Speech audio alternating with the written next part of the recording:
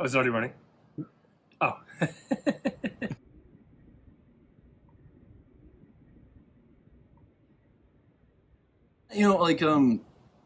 I didn't really know exactly what I was looking for. But I was seeking opportunities to basically be myself around other men and try to understand what was uncomfortable about it and what was comfortable. And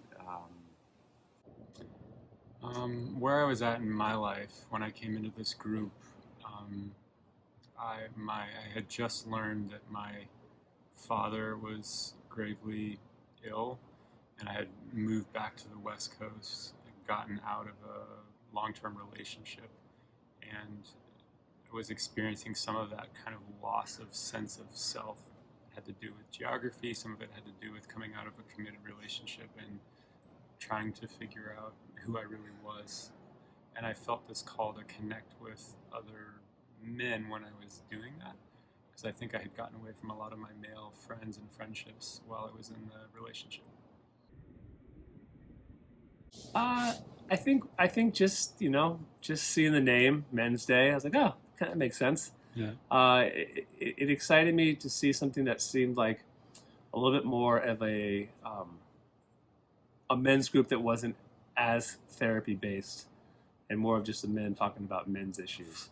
And I wanted to explore more of getting vulnerable with other men, which I've been thinking about for a long time, but never really went into actually. I liked that you were going to structure it with particular themes. There were a couple other groups and things that I kind of looked into, but quickly decided that this seemed like a project that I wanted to undertake. And I think the project part was really the key, that there were facets of my masculinity and my identity as a man that were being addressed in the subjects that you were listing.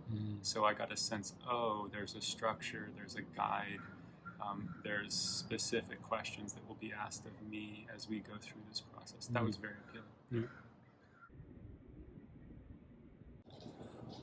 Oh, That's a great question. when it really boils down to it, is realizing for the first time, really, that like I'm not I alone. think what I got out of this group was really an understanding that a lot of men share a lot of the same fears and scars, but are seeking a lot of connection, and there's a lot more space for vulnerability than I was expecting before I joined the group. As I sit with other guys and hear my story come out of their mouth, and they resonate with the things that I say too, I think I've gained a sort of better understanding about facets of myself that I wasn't really reconciled with as a man, but some things that I thought I was kind of struggling with on my own. There's been a real